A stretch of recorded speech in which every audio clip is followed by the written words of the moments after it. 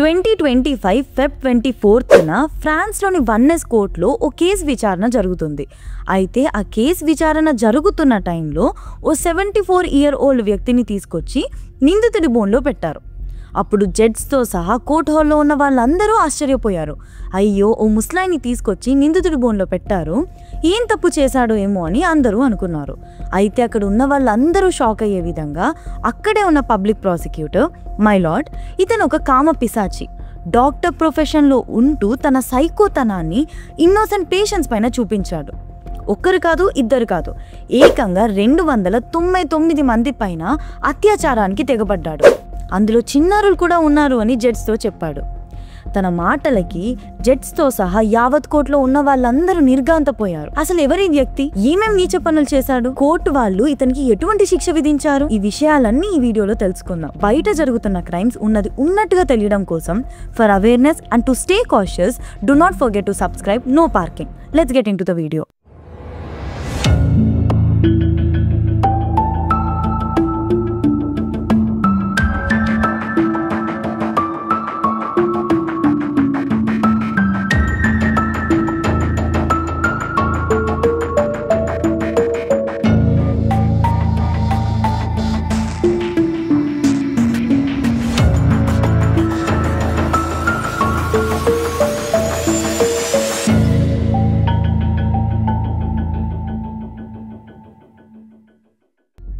వైద్యో నారాయణ హరి అంటే వైద్యుడు దేవుడితో సమానమని అర్థం.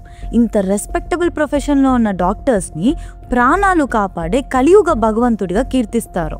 అయితే ఈ ప్రొఫెషన్కి మచ్చ తీసుకొచ్చాడు ఈ డాక్టర్. తనని నమ్మి వచ్చిన పేషెంట్స్ని వారికే తెలియకుండా 30 సంవత్సరాలుగా చికిత్స పేరిట అత్యాచారం చేశాడు ఈ దుర్మార్గుడు. వచ్చిన వారిలో చిన్న పిల్లలు ఉన్నారని కూడా చూడకుండా నీచానికి తెగపడ్డాడు. తన సర్వీస్ మొత్తంలో ఏకంగా 299 మంది పైన అత్యాచారం చేశాడు. ఇన్నాళ్లుగా గుట్టుగా సాగుతున్న ఈ డాక్టర్ వ్యవహారం అనూహ్యంగా ఓ కేసు ద్వారా బట్టబయలు అయింది. హిస్టారికల్ ప్లేసెస్ కి చాలా ప్రసిద్ధి చెందింది ఫ్రాన్స్. ముఖ్యంగా ఐఫిల్ టవర్ చూసేందుకు చాలా మంది టూరిస్టులు అక్కడికి వెళ్తూ ఉంటారు. అండ్ అంతేకాదు, ఫుడ్, వైన్, ఫ్యాషన్ ఇలా అన్నిట్లోనూ డిఫరెంట్ వెరైటీస్ కనిపిస్తూ ఉంటాయి. అలాంటి ఫ్రాన్స్ కొద్ది రోజులుగా హ్యూమన్ ప్రెడేటర్స్తో భయభ్రాంతులకు గురవుతుంది. భార్యకు మత్తుమందు ఇచ్చి ఆమెపై అత్యాచారం చేసేందుకు కొంతమంది కిరాయి రౌడీలను ఇంటికి తీసుకొచ్చిన వ్యక్తికి సంబంధించిన అత్యాచారం కేసు విచారణ జరిగిన కొద్ది వారాలకే ఇంకొక ప్రెడేటర్ని కోర్టులో హాజరుపరిచేసరికి ఫ్రాన్స్ అతలాకుతలం అయింది. ఫ్రాన్స్లోని వన్నెస్కు చెందిన 74 ఇయర్ ఓల్డ్ జోయిల్ లెస్ కార్నెక్ వృత్తిరీత్యా సర్జన్. అయితే అతనికి డాక్టర్ ప్రొఫెషన్లో 30 ఇయర్స్ ఎక్స్పీరియన్స్ ఉంది. ఈ 30 ఇయర్స్ సర్వీస్లో ఏకంగా 299 పేషెంట్స్ పైన అత్యాచారానికి పాల్పడ్డాడు.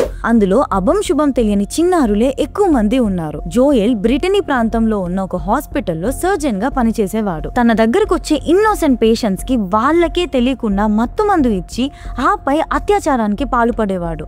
తనలోని వాంఛలు తీర్చుకోవడానికి పిల్లలు, పెద్దలు అని తేడా లేకుండా ప్రతి పేషెంట్ పైన అత్యాచారానికి పాల్పడి తన కోరికలను తీర్చుకునేవాడు. 1989 నుంచి 2014 వరకు జరిగిన అకృత్యాలు ఆలస్యంగా వెలుగులోకి వచ్చాయి. అయితే 2017లో ఈ వ్యవహారం అంతా బయటపడింది. ఈ టైంలో జోయెల్ తమ పక్కింట్లో ఉంటున్న ఒక 6 ఇయర్ ఓల్డ్ పాపకి చాక్లెట్ ఆశ చూపించి దగ్గరికి పిలిచాడు. ఆపై అసభ్యంగా బిహేవ్ చేశాడు. ఆ పాప గట్టిగా కేకలు వేయడంతో కరెక్ట్ టైంకి వాళ్ళ పేరెంట్స్ రెస్పాండ్ అవ్వడంతో పెద్ద ప్రమాదమే తప్పింది. ఈ ఘటనతో జోయెల్ పైన ఫస్ట్ కేసు నమోదైంది. ఇన్వెస్టిగేషన్ లో భాగంగా పోలీసులు తన ఇంటిని సర్చ్ చేయడంతో 3 lakh ప్లస్ న్యూడ్ ఫోటోస్ ఇంకా 650 ప్లస్ నేకెడ్ వీడియోస్ ని పోలీసులు గుర్తించారు. ఇంకొక షాకింగ్ విషయం తెలిసింది. చిన్నారులకు ఎక్కువగా అట్రాక్ట్ అయ్యే జోయెల్ ఈ యాక్టివిటీస్ అన్నిటిని డైరీలో నోట్ చేసుకున్నాడు. అండ్ దెబ్బకు ఇది చూసిన పోలీసులు షాక్ అయ్యారు. తను ఎప్పుడెప్పుడు ఎవరిపైన అత్యాచారం చేశాడో డేట్ అండ్ టైంతో సహా ఎప్పటికప్పుడు నోట్ చేసుకున్నాడు.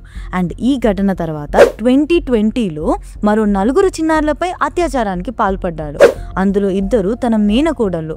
ఆ ఇద్దరు పిల్లల తల్లి కోర్టులో సాక్ష్యం చెప్పగా జోయిల్కి 15 ఇయర్స్ పాటు జైలు శిక్ష విధించింది. తన కూతుర్లపై జోయిల్ అత్యాచారానికి పాల్పడ్డాడని అండ్ ఈ విషయాలన్నీ జోయిల్ వాళ్ళ వైఫ్కి తెలిసినప్పటికీ ఏమీ తెలియనట్టు మాట్లాడుతుందని జోయిల్ వాళ్ళ సిస్టర్ కోర్టులో చెప్పింది. అంతేకాకుండా తన భర్త చేసే దుర్మార్గపు పనులను వెనుకేసుకొస్తూ తనని దోషిగా ప్రూవ్ చేయడానికి ట్రై చేస్తుందని ఆవేదన వ్యక్తం చేసింది. ఇదిలా ఉండగా 2005లో ఇంటర్నేషనల్ నెట్వర్క్ పై FBI దర్యాప్తు చేపట్టింది. అండ్ ఆ టైంలో జోయిల్ మొబైల్లో పిల్లలపై సెక్షువల్ హరాస్మెంట్ పిక్చర్స్ ఉన్నందున తనని దోషిగా గుర్తించారు. 4 ఇయర్స్ పాటు సస్పెండ్ చేయడమే కాకుండా జైలు శిక్ష కూడా పడింది. ఆ తర్వాత ఈ కేసు పై గానీ జోయిల్ పై గానీ ఎటువంటి ఫాలోఅప్ చేయలేదు పోలీసులు. బ్రిటనీ ప్రాంతంలో పలు హాస్పిటల్స్ లో జోయిల్ పనిచేశాడు. అయితే ఆ టైంలో అతడి గురించి తమకు ఎవ్వరూ చెప్పలేదని కొంతమంది బాధితులు చెప్పారు. అంతేకాకుండా తమపై అత్యాచారం జరిగిన విషయం కూడా వాళ్లకు తెలియదని, జోయిల్ నోట్బుక్ లో తమ పేర్లు చూసిన తర్వాతే తెలిసిందని ఆవేదన వ్యక్తం చేశారు. న్యాయస్థానం ఇచ్చిన ఆదేశాల మేరకు పోలీసులు జోయిల్ కేసులో ఇన్ డెప్త్ ఇన్వెస్టిగేషన్ స్టార్ట్ చేశారు. ఈ ఇన్వెస్టిగేషన్ ఆల్మోస్ట్ 4 months నడిచింది. అంతేకాకుండా జోయిల్ కూడా కోర్టులో ఐ యామ్ గిల్టీ అంటూ తన నేరాన్ని అంగీకరించాడు. 1989 నుంచి 2014 వరకు 158 మంది అబ్బాయిలపై 141 మంది అమ్మాయిలపై అత్యాచారం చేసినట్లుగా కోర్టులో ఒప్పుకున్నాడు. అండ్ ఈ సంఘటన జరిగినప్పుడు ఆ బాధితుల ఏజ్ అరౌండ్ 11 years ఉండొచ్చని తెలుస్తుంది. అంతేకాకుండా ఇందులో చాలా మందికి తమపై అత్యాచారం జరిగినట్లుగా కూడా తెలియదని ప్రాసిక్యూషన్ పేర్కొంది. అందులో కొంతమంది అనెస్థీషియాలో ఉన్నట్టు, ఇంకొంతమంది అప్పుడే మత్తు నుంచి బయటికి వచ్చినట్లుగా ప్రాసిక్యూటర్ చెప్పారు. అండ్ ఈ దుర్మార్గపు పనులన్నిటిని డాక్టర్ తెల్లవారుజామున రౌండ్స్ కి వెళ్ళినప్పుడు చేసినట్లుగా తెలుస్తుంది. అందులో కొంతమంది అనెస్థీషియాలో ఉన్నట్టు అండ్ ఇంకొంతమంది అప్పుడే మత్తు నుంచి బయటికి వచ్చినట్లుగా ప్రాసిక్యూటర్ చెప్పారు. అంతేకాకుండా జోయల్ ఈ దుర్మార్గపు పనులన్నిటిని తెల్లవారుజామున రౌండ్స్ కి వెళ్ళినప్పుడు చేసినట్లుగా తెలిసింది. ఇక కోర్టులో మాట్లాడిన జోయల్, నా కొడుకుని కోడల్ని చూడడం ఇదే చివరిసారి కావచ్చు. అవును, నేను నా మన్మరాలతో కూడా అసభ్యంగా ప్రవర్తించాను. ఎన్నో నీచమైన పనులు చేశాను. చిన్న పిల్లల మనసులో ఈ గాయం ఎప్పటికీ మానదు అని తెలిసినా క్రూరమైన పనులు చేశాను. ఈ చర్యలన్నిటికీ పూర్తి బాధ్యతను వహిస్తున్నట్లుగా తెలిపాడు. అంతేకాకుండా జోయిల్ కొన్ని ఘటనలు మర్చిపోయినట్లుగా చెప్పాడు. అంతేకాకుండా కోర్టులో జోయిల్ కేసు నడుస్తున్నంతసేపు బాధితులు ప్లకార్డులు పట్టుకొని కోర్టు ఏరియాలో ఆందోళన చేశారు. జోయిల్కి కఠినమైన శిక్ష పడాలి అని నినాదాలు కూడా చేశారు. ఇంకా ఈ కేసు ఇన్వెస్టిగేషన్లోనే ఉంది. జోయిల్ దోషిగా తేలితే 20 ఏళ్ల పాటు జైలు శిక్ష పడే అవకాశం అయితే కనిపిస్తుంది. ఇంకోవైపు ఫ్రాన్స్లో మహిళలపై, చిన్నారులపై అఘాయిత్యాలు అరికట్టేందుకు కఠినమైన చట్టాలు తేవాలని సామాజికవేత్తలు ఆందోళన నిర్వహిస్తున్నారు. చూసారుగా ఇవాటి క్రైమ్ స్టోరీ. ఇలాంటి నీచుల వల్ల డాక్టర్ వృత్తికే చాలా అవమానం. ఒకప్పుడు పిల్లలు కానీ మహిళలు కానీ ఏమున్నా కూడా దాచుకోకుండా ఒక డాక్టర్తోనే కంఫర్టబుల్గా చెప్పుకునేవాళ్ళు. కానీ ఇలాంటి మూర్ఖులు 1000లో ఒకరో 1,00,000లో ఒకరో మనకి తారస పడుతూనే ఉంటారు. సో అలా మనకు ఎదురైనప్పుడు ఏ మాత్రం భయపడకుండా పోలీసులకు కంప్లైంట్ ఇవ్వడానికి ఏ మాత్రం వెనకాడొద్దు. సో ఇది ఇవాటి క్రైమ్ స్టోరీ. ఇలాంటి క్రైమ్ స్టోరీస్ కోసం do not forget to subscribe no parking.